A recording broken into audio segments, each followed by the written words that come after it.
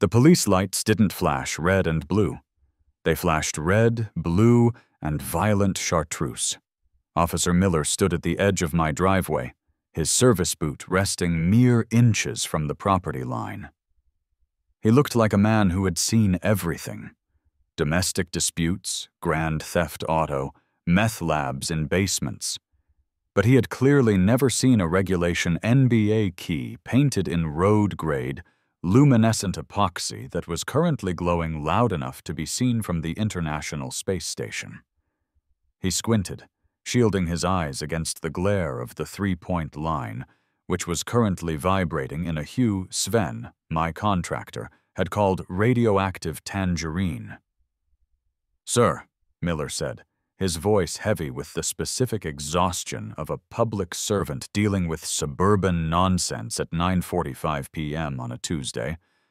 "The lady across the street, a Ms. Brenda Holloway, claims you are operating an illegal commercial sports facility in a residential zone." I adjusted my grip on the basketball. It wasn't just a basketball anymore. According to the pamphlet I had typed up 20 minutes ago on my inkjet printer, it was a kinetic sphere of interaction. "Officer," I said, keeping my face deadpan, a mask of artistic seriousness. "Brenda is confused. This isn't a sports facility. Look at the texture. Look at the flow. This is a postmodernist exploration of boundaries." Miller looked down at the free throw line. Then he looked at the 10-foot pole painted to resemble a birch tree. Then he looked at the backboard, which was wrapped in vinyl to look like a storm cloud. "It's a driveway, son," Miller said, "with a hoop." "It is an installation," I corrected gently. Title: The Gilded Cage of Suburbia. The orange hoop represents the unattainable sun. The painted lines represent the constraints of society. The fact that I can dunk on it is merely incidental to the artistic statement. Miller rubbed his temples. From across the street, I could see Brenda peeking through her blinds, her phone pressed to her ear, likely calling the FBI, the CIA, or the National Guard. "She says it's an eyesore," Miller sighed. "Art is supposed to challenge the viewer, officer. She says it's glowing into her master bedroom." "That," I admitted, "is the luminescent defiance layer. It charges during the day. Sven said it symbolizes the enduring spirit of the human condition. Also, it helps with my layups after sunset." Miller stared at me for a long time. The radio on his shoulder crackled with static. Finally, he looked back at the hoop. "The installation. Is that regulation distance?" he asked softly. "Down to the millimeter," I whispered. "Sven used a laser level." Miller looked left. He looked right. Then he slowly unclipped the radio from his shoulder. "Pass me the rock," he said. "But to understand how I got a 20-year veteran of the force to shoot free throws on a glowing driveway while the HOA president had an aneurysm across the street, we have to go back." Before the neon. Back to the letter. Back to the moment I decided to buy a basketball hoop and accidentally started a war. It started, as most terrible suburban conflicts do, with a sale at Dick's Sporting Goods. It was a Saturday, the kind of Saturday that feels suffocatingly responsible. I had mowed the lawn. I had edged the sidewalk. I had power washed the deck because my neighbor, Rick, had power washed his deck. And in Oak Creek Estates, cleanliness is an arms race. I was 34 years old, and I realized with a sudden hollow pang in my chest that I hadn't shot a basketball in 6 years. I used to play, not well. I was the guy on the JV team who was put in to foul the other team's best player. But I loved it. And standing there in my garage, staring at my pristine, oil-stain-free concrete, I felt a void. So I bought it. The Spalding Beast, a 60-inch glass backboard, portable base, screwjack lift system. It cost more than my first car. It was magnificent. Getting it home required a borrowed truck and the spinal compression of a sumo wrestler, but I got it there. Assembly took 4 hours. The instructions were written by a sadist who clearly hated human joy, consisting mostly of arrows pointing at other arrows. I stripped 3 bolts. I bled from a knuckle. I invented new curse words that questioned the lineage of the Spaulding family, but by 4:00 p.m., it was done. It stood in the driveway, a monolith of black steel and tempered glass. I stepped back, wiping grease on my cargo shorts, and felt a surge of primal satisfaction.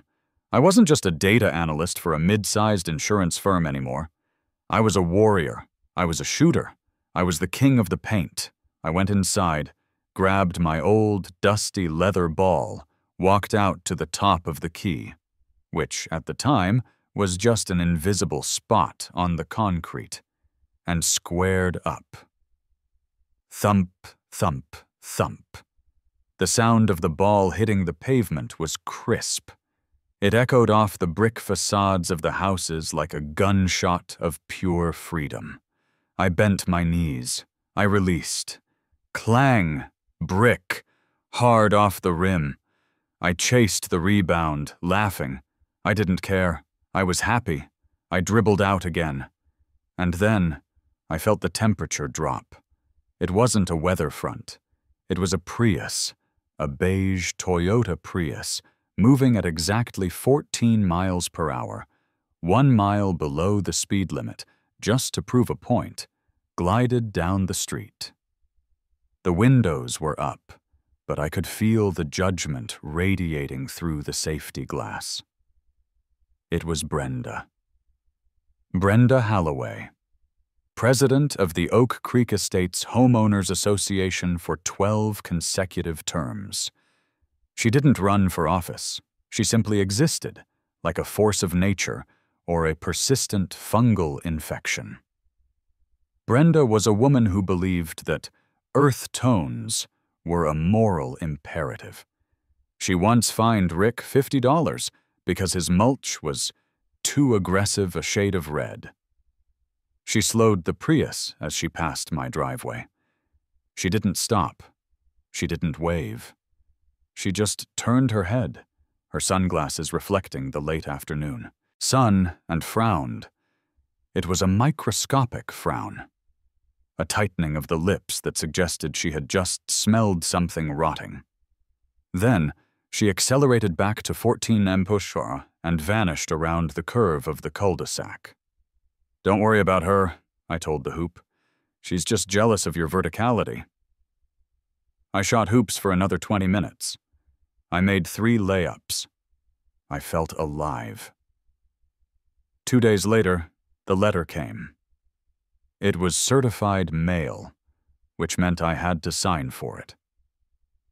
The postman, a guy named Gary, who knew too much about everyone's business, gave me a pitying look as he handed me the thick, cream-colored envelope. "HOA?" Gary asked. "Looks like it," I said. "Brenda's on a warpath," Gary muttered, adjusting his bag. "She measured the Johnsons' grass with a ruler yesterday, literally on her hands and knees. Be careful, Dave." I went into the kitchen, grabbed a beer, and opened the envelope. The letterhead was embossed. Oak Creek Estates, a community of standards. Notice of violation. Recipient, David Miller. Address, 402 Maple Ridge Court. Date, June 14th. Violation, Section 14.2 of the community. Bylaws, unsightly recreational apparatus. Description. It has been noted during routine community inspection that a large industrial-style sporting structure has been erected on the primary frontage of the property. This apparatus disrupts the visual harmony of the streetscape and creates an obstruction to the sight lines of the neighborhood aesthetic. Oak Creek Estates prides itself on a Tuscan revival atmosphere. The apparatus in question is reminiscent of an inner-city gymnasium and is incongruous with the architectural integrity of the development. Remedy: immediate removal of the apparatus from public view. Deadline: 24 hours. Penalty: fines will accrue at a rate of $50 to $100 per day following the deadline. I stared at the paper. Tuscan revival? We lived in Ohio. The closest thing to Tuscany here was the Olive Garden off exit 42. I finished the beer in one gulp. I crushed the can. This wasn't about a basketball hoop. This was about control. This was about a woman who thought she could dictate the geometry of my happiness. I walked out the front door and marched straight across the street, down 2 houses, to number 408. Brenda's house. Her yard was perfect. It was terrifyingly perfect. The hydrangeas were spaced with mathematical precision. The grass looked like it had been combed. I rang the doorbell. Brenda answered immediately, as if she had been standing behind the door waiting for me to capitulate. She was wearing a beige cardigan, beige slacks, and a beige expression. "David," she said, "I assume you received the correspondence?" "Brenda," I said, trying to keep my voice level. "It's a basketball hoop. It's on wheels. It's portable." "Portability is not the issue, David. Aesthetics are the issue." She stepped out onto her porch, crossing her arms. "We have standards. If I let you keep that monstrosity, next week someone will want a, trampoline, then an above-ground pool, then a fire pit made of tractor tires. It's a slippery slope to anarchy." "It's for exercise," I pleaded. "It's healthy. If a hurricane comes, I'll wheel it into the garage. If a moody teenager walks by, it provides a safe haven. It's practically a public service." "It's unsightly," Brenda snapped. "It looms. It casts a shadow over the Johnsons' petunias. It projects an image of transience." "Transience? It looks like you're renting, David." That was it. The insult to my mortgage. The slap in the face of my equity. "I'm not taking it down, Brenda." She smiled. It was a reptilian smile. "Then you will pay. $50 a day. I'll bill you monthly, and I will put a lien on your house." I looked at her beige house. I looked at her beige hydrangeas. I looked into her beige soul. And I realized I wasn't going to take the hoop down. I wasn't just going to pay the fine. I was going to make her wish she had never learned to read the English language. "I'll see you around, Brenda," I said. "Tick-tock, David," she replied. I went home and did the only rational thing a man in my position could do. I wheeled the hoop into the garage to avoid the first day's fine. I poured myself 3 fingers of bourbon, and I downloaded the Suburban Bible, the Oak Creek Estate's Covenants, Conditions, and Restrictions, Cecia and Rs, a PDF document that was 140 pages long. Most people would rather chew on tinfoil than read HOA bylaws. But I work in insurance data. I live in the fine print. I breathe loopholes. I sat at my kitchen island, the blue light of my laptop illuminating my face, searching for a weakness. I read about fence heights, Section 4.1. I read about acceptable mailbox colors, Section 6.3, statutory bronze only. I read about the prohibition of livestock, Section 11.8, no cloven-hooved animals, which seemed oddly specific. And then, around midnight, somewhere near the bottom of the glass of bourbon, I found it. Section 9.4, driveway maintenance and aesthetics. Homeowners are required to maintain driveways in good repair, free of cracks and oil stains. Resurfacing must be consistent with high-quality materials. To encourage neighborhood character, homeowners are encouraged to express artistic individuality through driveway surfacing and design.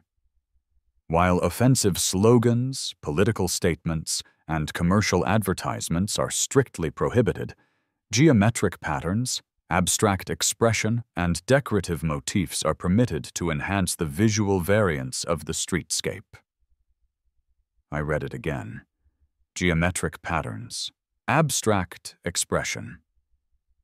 I sat back. A slow grin spread across my face. A basketball court is nothing but geometry. A circle at the top of the key. A rectangle for the lane. Parallel lines for the out-of-bounds markers. It is the purest form of geometric expression. Brenda wanted Tuscan revival.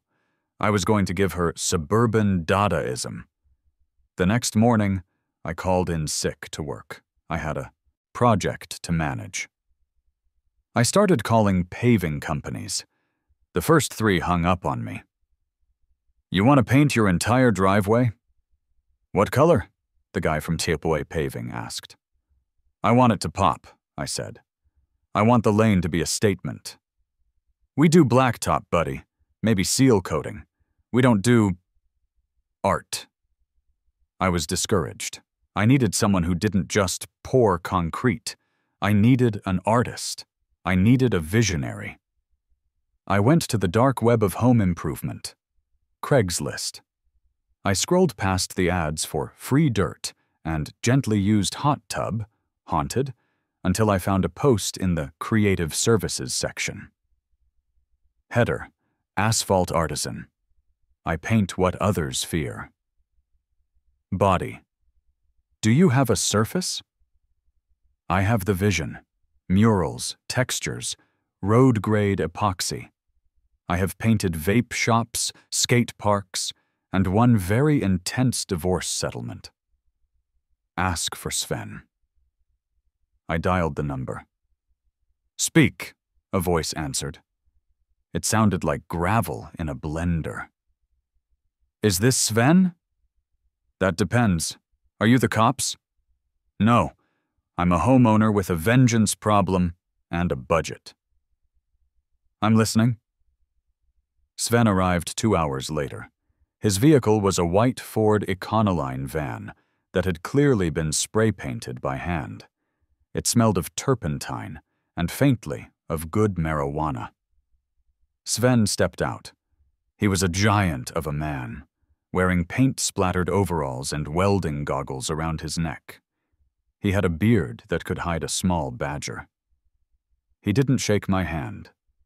He walked past me, stood in the center of my driveway, and fell to his knees. He ran his hand over the concrete. "The canvas is thirsty," Sven whispered. "Right," I said. "So here's the deal.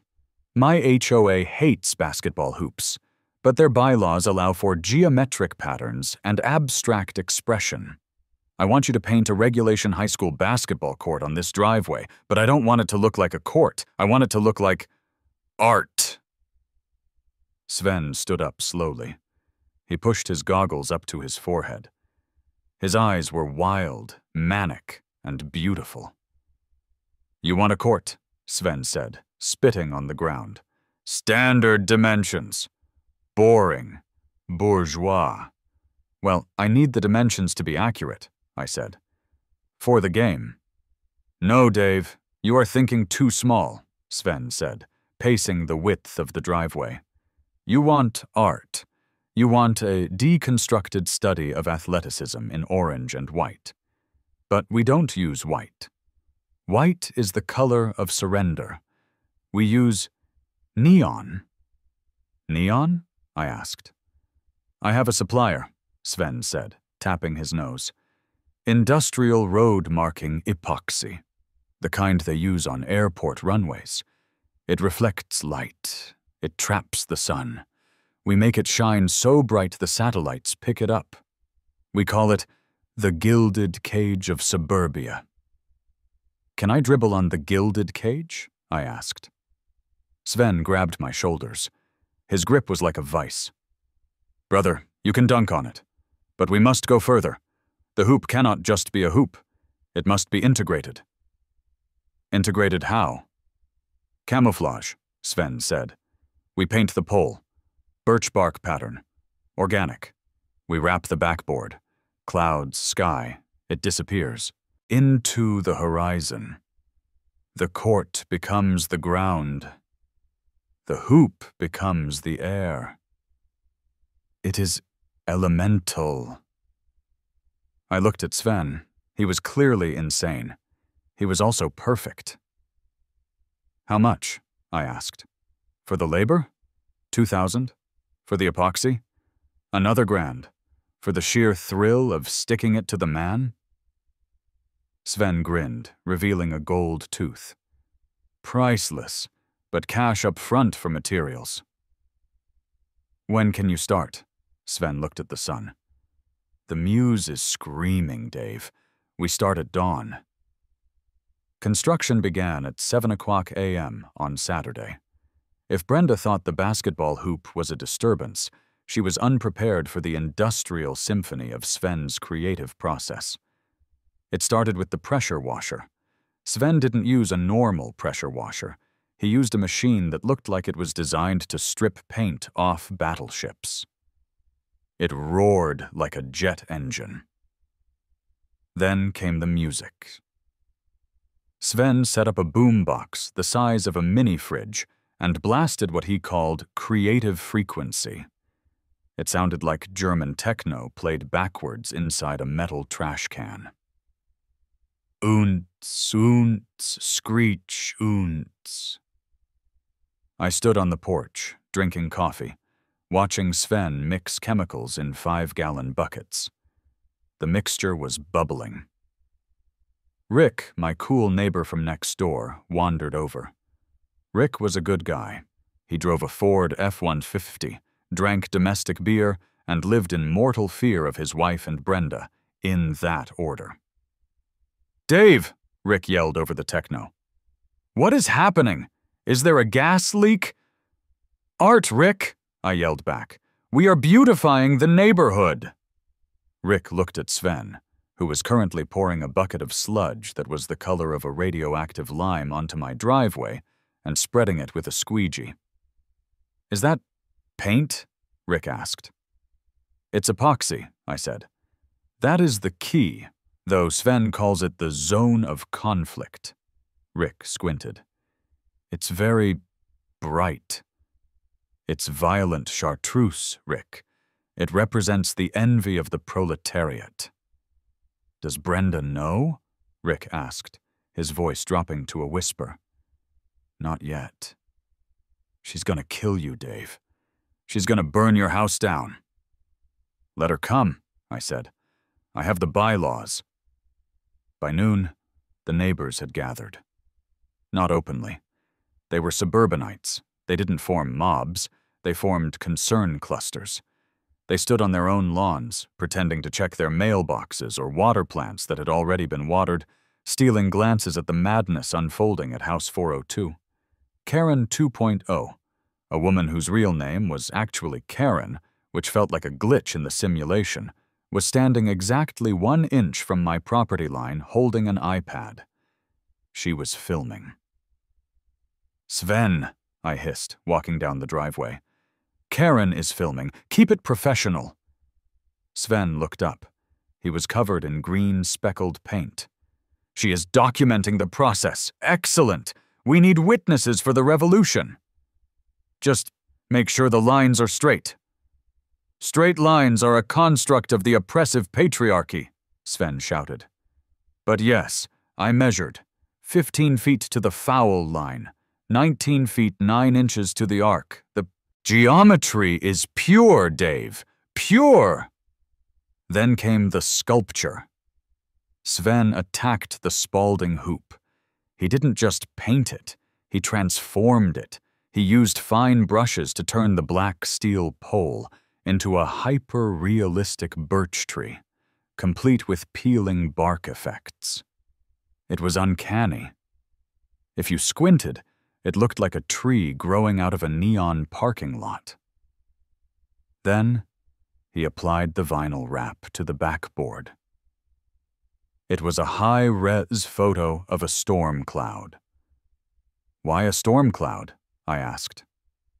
Because the game is the thunder, Dave, Sven said solemnly. By 6 p.m., the fumes were so strong I was seeing tracers, but it was done. Sven peeled back the final masking tape. It was breathtaking. And I mean that literally. It took the breath out of you because it assaulted your retinas. The paint wasn't just one color. It was a kaleidoscope. The lane, violent chartreuse, was bordered by the 3-point area, which was a deep, swirling, cosmic purple. The out-of-bounds lines weren't white. They were warning track red. But if you looked, really looked, it was a basketball court. The lines were perfect. The spacing was regulation. It was a functional court disguised as a fever dream. Sven wiped his hands on a rag. It needs to cure for 24 hours. Then we apply the sealer. It will be harder than diamond. You could land a helicopter on this. It's amazing, Sven, I said, tearing up slightly from the chemical fumes. It is the gilded cage, Sven corrected. And that, he pointed to the birch tree hoop. That is the tree of knowledge of good and evil. It looks like a tree, Rick called out from his porch. A really weird tree. That is the point, Sven yelled. Suddenly, the air shifted. The birds stopped singing. The techno music seemed to falter. The Prius. It rolled down the street. It slowed. Brenda. She stopped in front of the driveway. The window rolled down. She took off her sunglasses. She stared at the violent chartreuse key. She stared at the cosmic purple 3-point line. She stared at the birch tree hoop. Her mouth opened. Her mouth closed. She looked like a fish that had been pulled out of the water and slapped with a wet towel. She didn't speak. She couldn't process the visual data. Her brain, wired for beige and taupe, was short-circuiting. She looked at me. I raised my beer can in a salute. She rolled up the window and peeled out. For a Prius, it was an aggressive exit. She is going to call the police, Sven said happily.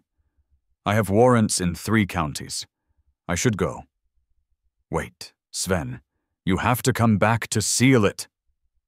I will return in the darkness, Sven yelled, jumping into his van. Art cannot be caged. He drove off, leaving me alone with the glowing masterpiece.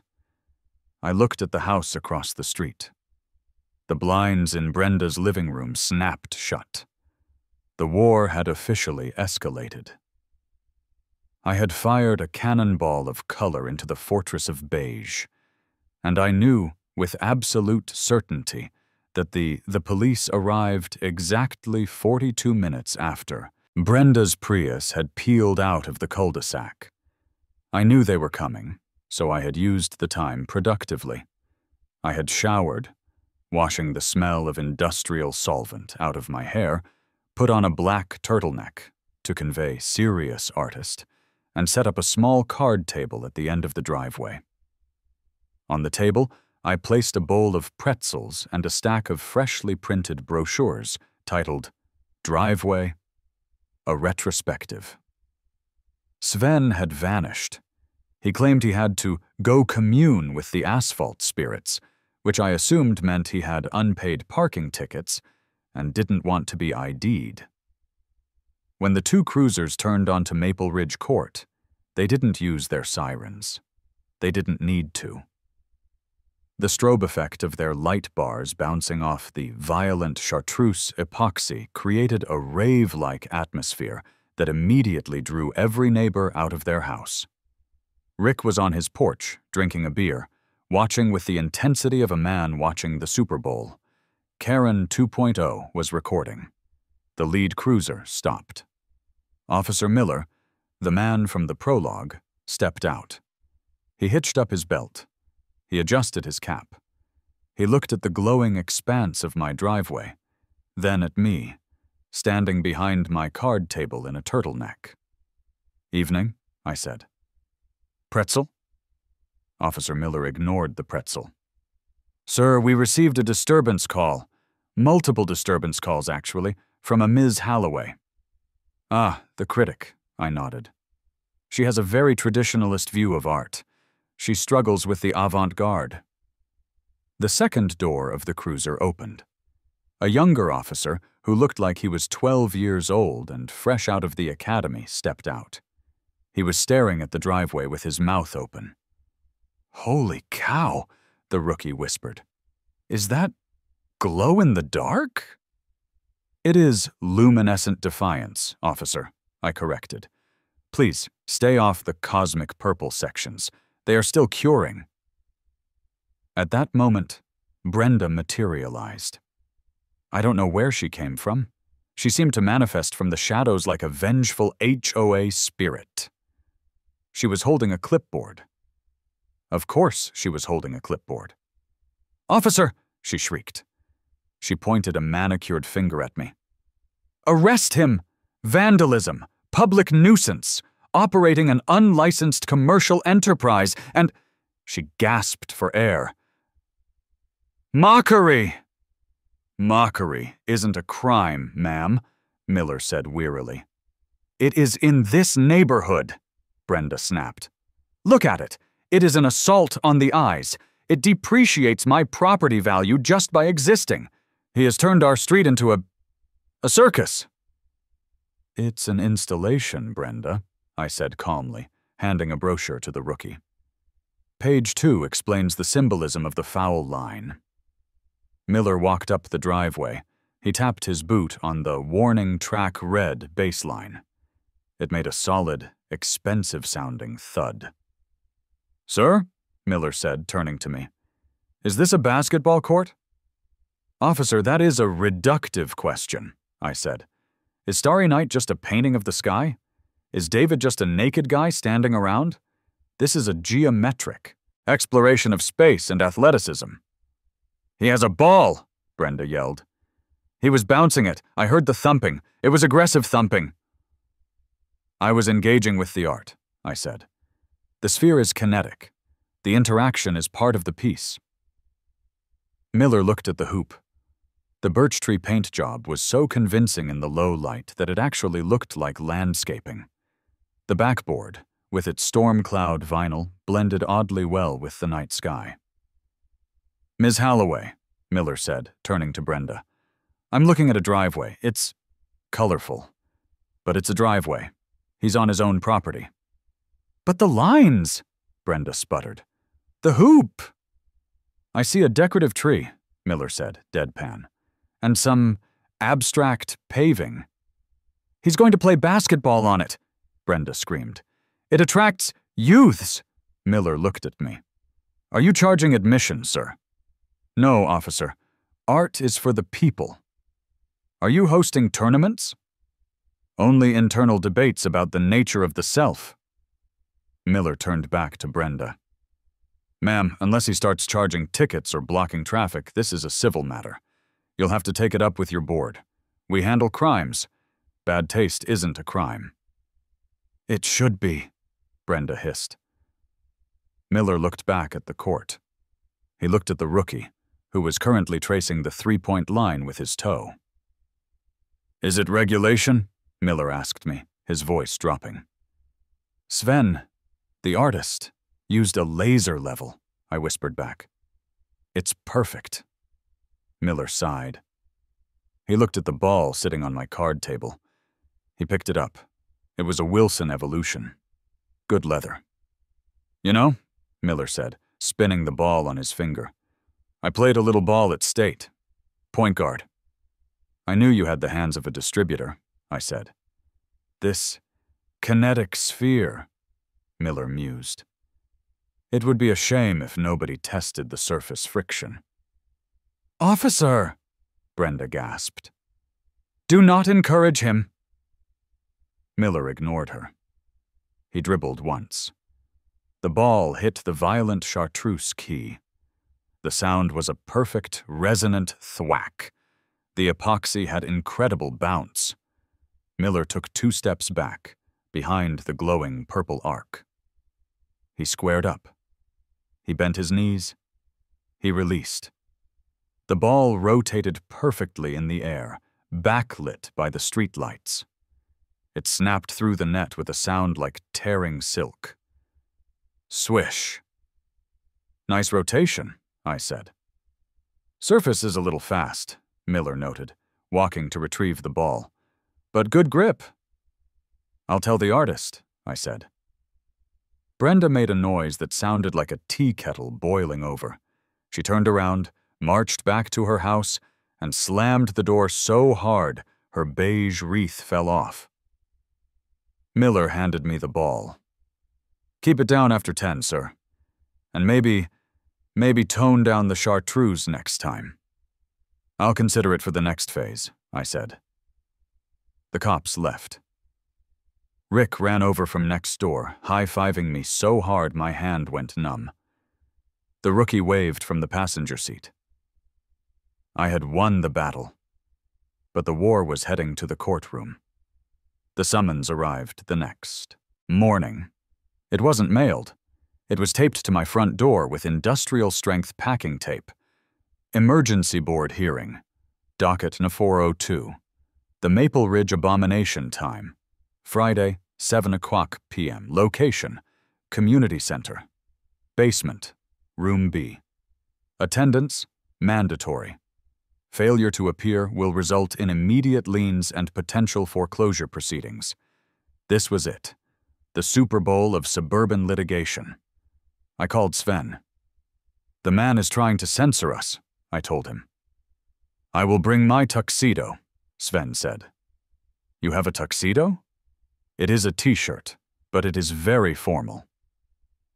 I also called my cousin Mike. Mike is not a lawyer.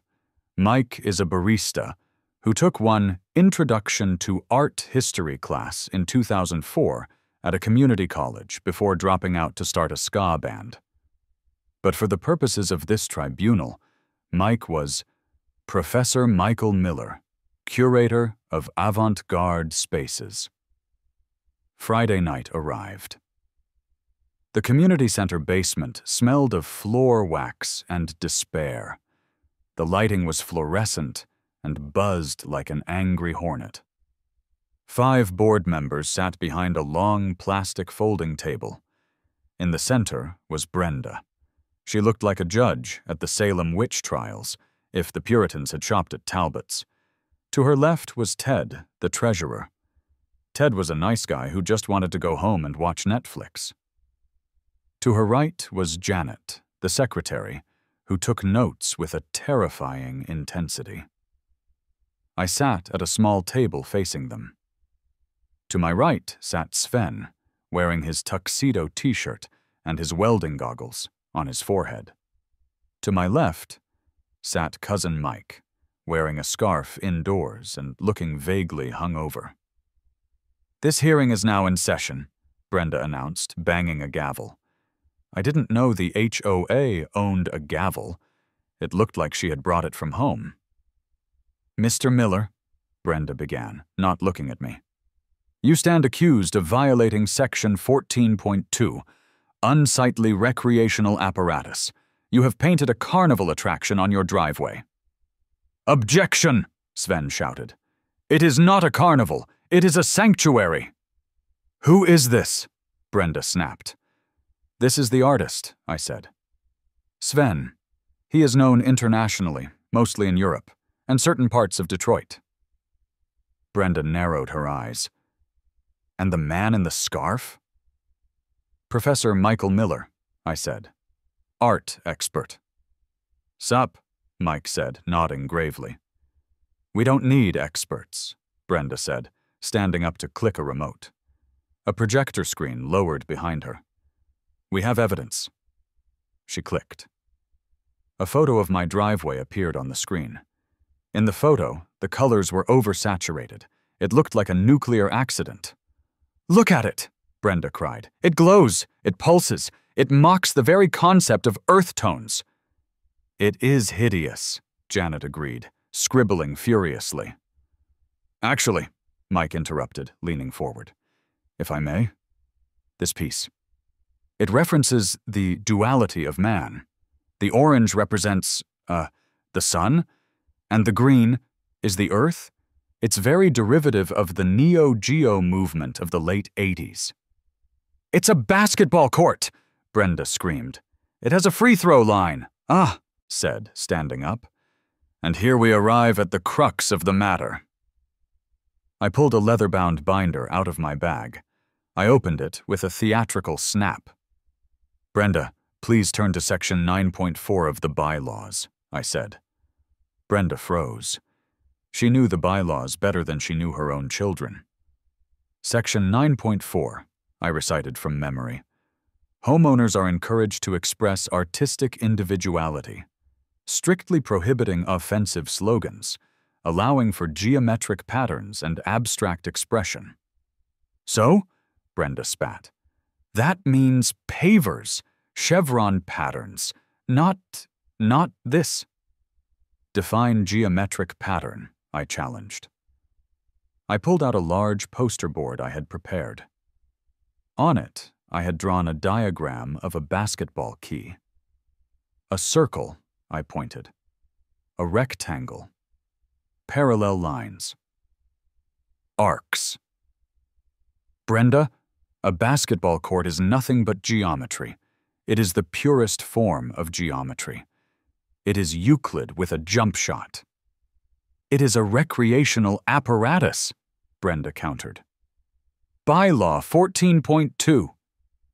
The hoop is an apparatus, I admitted. But look closely at the hoop. I clicked a button on my own remote. I had brought my own clicker. A photo of the birch tree pole appeared on the screen. That, I said, is a sculpture. It is a trompe-l'oeil masterpiece depicting a native Betula papyrifera, the paper birch. Are you banning trees, Brenda? Are you banning nature? It has a net, Ted pointed out. The net, Sven interjected, standing up and raising a fist, catches our dreams. It is a web of hope. The room fell silent. Ted looked at the picture of the birch tree hoop. I mean, Ted said, scratching his chin, it does look like a tree, from a distance, and the driveway, the lines are very straight, Brenda.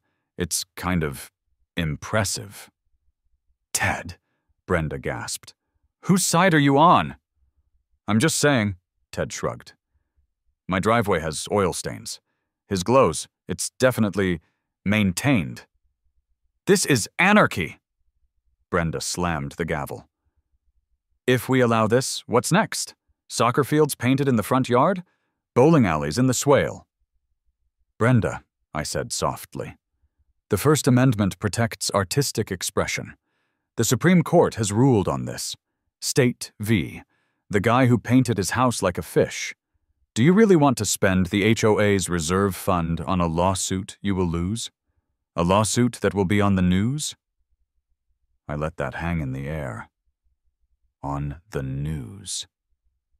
Brenda paled. The one thing an HOA hates more than non-compliance is bad PR. We have a reporter from the Gazette interested, I lied. And Sven has followers. Thousands of them. I have 12 followers, Sven whispered to me. Shh, I hissed. Brenda looked at Ted. Ted shook his head. I'm not voting for a lawsuit, Brenda. We need that money for the pool pump. Brenda looked at Janet. Janet stopped writing. Brenda slumped into her folding chair. She looked defeated. She looked small. For a second, I almost felt bad for her. Almost. Then I remembered she tried to find me for the color of my mulch. Fine, Brenda whispered. Fine. I'm sorry. I cupped my ear. We will allow it, Brenda gritted out. Under the artistic variance clause. Yes, Sven cheered. Victory for the shapes. But Brenda slammed the gavel again, her eyes flashing with a final, petty malice. We are amending the bylaws tonight. Effective immediately, recreational line work is strictly prohibited. No new courts, no hopscotch, no foursquare. Yours is the first, and it will be the last. I'm grandfathered in? I asked. You are grandfathered in, Brenda said, looking like she had just swallowed a lemon whole. Now get out and take your curator with you. We walked out of the basement like kings. Mike asked if he got paid. Sven asked if he could paint the parking lot. I just smiled. The victory was absolute, but the peace was uneasy. My driveway is now a landmark. Teenagers from 3 subdivisions over ride their bikes just to look at it. The Google Earth satellite updated last week, and sure enough, you can see a glowing neon rectangle at 402 Maple Ridge Court. Brenda won't look at me. When she drives by, she stares strictly ahead, refusing to acknowledge the violent chartreuse glare in her peripheral vision. It's been 3 weeks. The novelty has worn off slightly. The luminescent defiance is so bright that I had to buy blackout curtains for my own bedroom because it was like sleeping inside a glow stick. Sven is currently in jail for painting a water tower to look like a giant mushroom, but he sends me letters written on sandpaper. But every evening, around 6:30, something magic happens. I walk out of the garage. I wheel the Spalding beast into position, aligning the birch trunk with the painted roots. I grab the ball. Rick comes over with a beer. The kid from down the street, Tyler, who used to play video games all day, wanders up with his own ball. Even Officer Miller stopped by once while on patrol, just to check the structural integrity of the rim with a few jump shots. Tonight, the sun is setting. The epoxy is starting to charge up, glowing softly in the twilight. I stand at the free throw line. I look across the street. The blinds in number 408 part slightly. Just an inch. I know she's watching. She's waiting for a code violation. She's waiting for me to miss. I dribble. Thump, thump. The sound echoes off the beige siding of her house. This one's for the bylaws, I whisper. I bend my knees. I extend my elbow. I release the kinetic sphere. It arcs high into the violet sky, a perfect parabola of rebellion. It hits the back of the rim, bounces up, kisses the glass, and drops through. Swish. Game over, I say. I catch the rebound, wipe the sweat from my brow, and look directly at the gap in the blinds across the street. I wink. The blinds snap shut.